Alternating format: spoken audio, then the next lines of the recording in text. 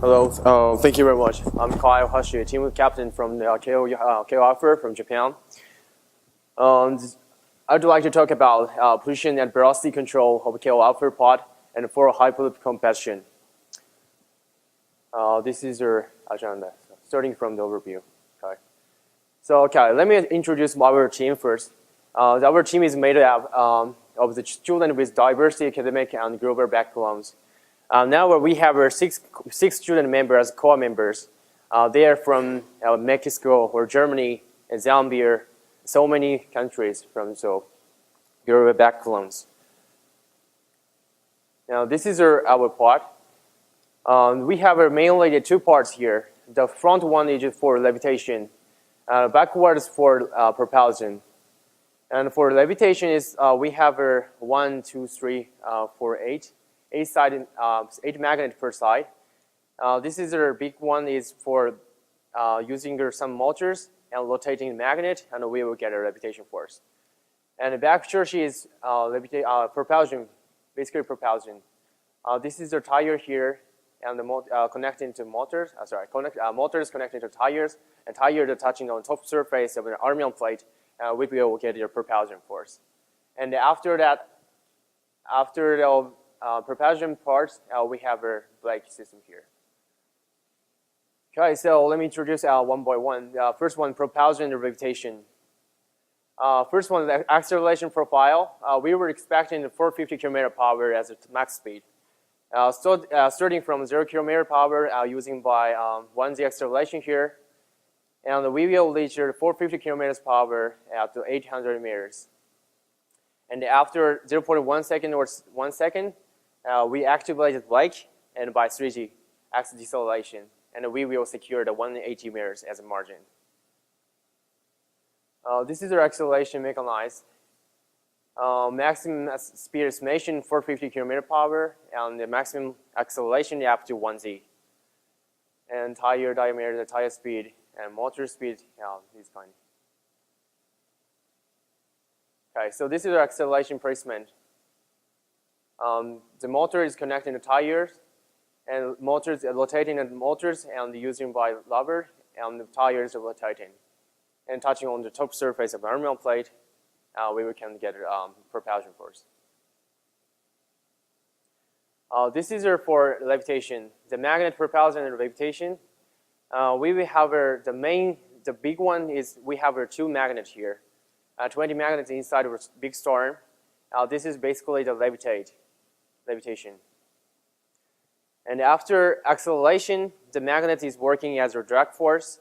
So it's going to be, after propulsion, it's going to be after the braking.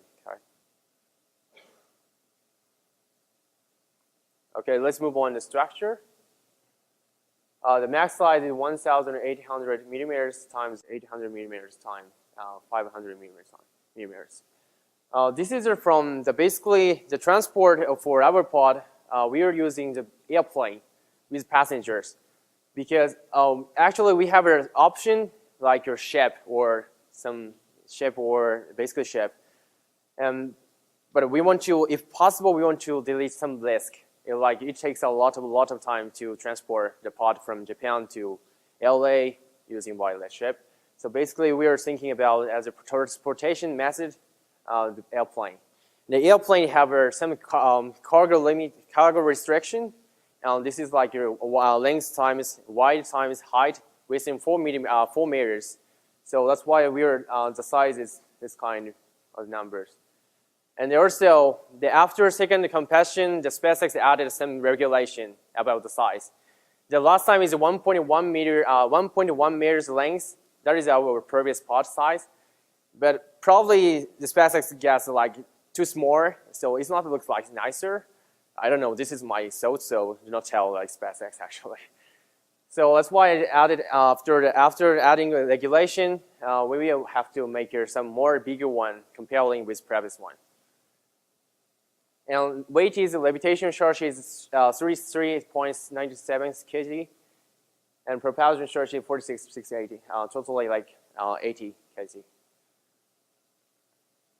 The main structure here, as I told you, main structure armature bar assembly with board and collars and nets that to fix like each path to connect it. And the substructure only our plate assembly with board stem washer, basically. And the chassis connectors here, basically the two parts here to connect the front chassis and back chassis, and using by lot and the bearing and lot and the coupling lots here. Okay, so for braking is it's kind of cramping force, using cramping force, using some cable and widening of the cable, and after that, boom. So it's gonna be cramping force. And through this kind of method, we can get a 3G as a braking force. Yeah. And one more important thing for the braking, as you see here, as you see here, there is a two braking pad here, but according to regulation from SpaceX, we cannot like damage on the armament plate using this braking surface. So we try to continuously test the braking, which material is suitable for the braking pad. So we try to test it using some armament plate, rotating the armament plate, and the clamping. After that, clamping using by braking pad, and the comparison each material. Yeah, this is after the tested the surface of the armament plate. And after each comparison for each material, which material is suitable for braking pad. And finally, we got the nicest one material, and we try apply for the latest one. This is electronics and navigation. We have our main control unit here, and basically this is for braking system.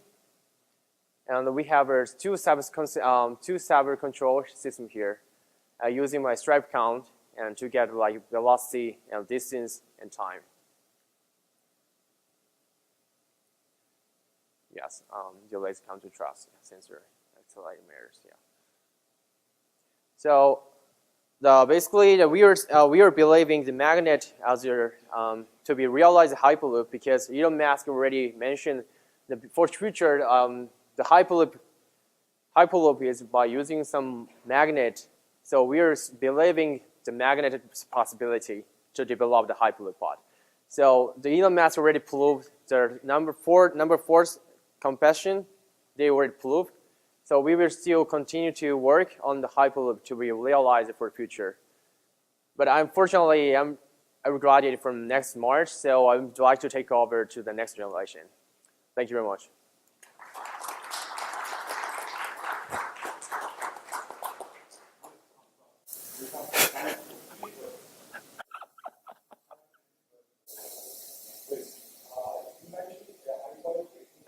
Yeah.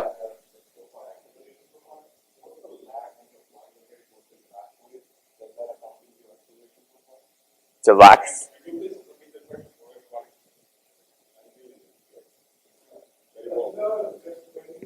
No. It is fine. He will just repeat the question for everyone.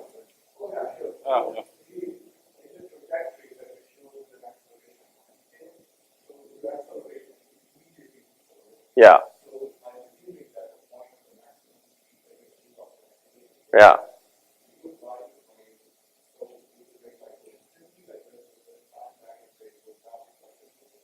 Okay, so your question is like, how much is the gap after the propulsion? Okay. Actually, this is a good question. Unfortunately, we haven't tested yet because we don't have any like long enough distance to test track. So we were expecting actually after the propulsion to reaching the 450 km power, 1 second and the propulsion is stopped and activate the brake. Yeah, that is kind of the profile.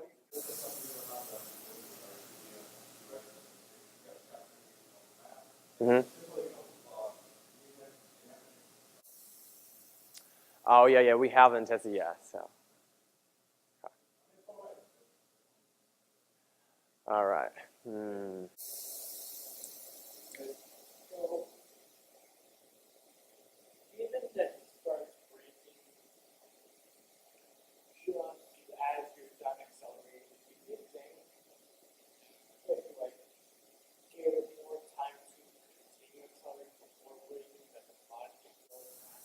Okay. Oh, I guess actually, the if we continue to like here, as a velocity 450 kilometer per hour, it's gonna be part is touching on the like end of the tube, right? So and also as the deceleration is reaches actually crazy for me, basically. So the 450 is so far is enough numbers as velocity, I guess. Yeah.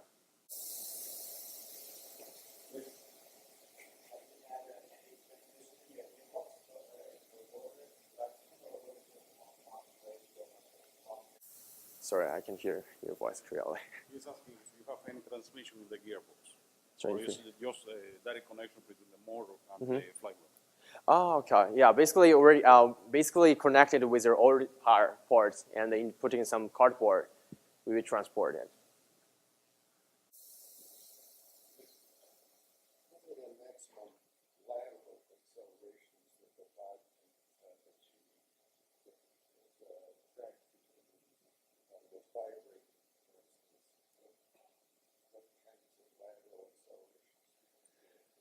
Oh, okay. So basically, like horizontal, like vertically, the both one it can be. Yeah, it can be.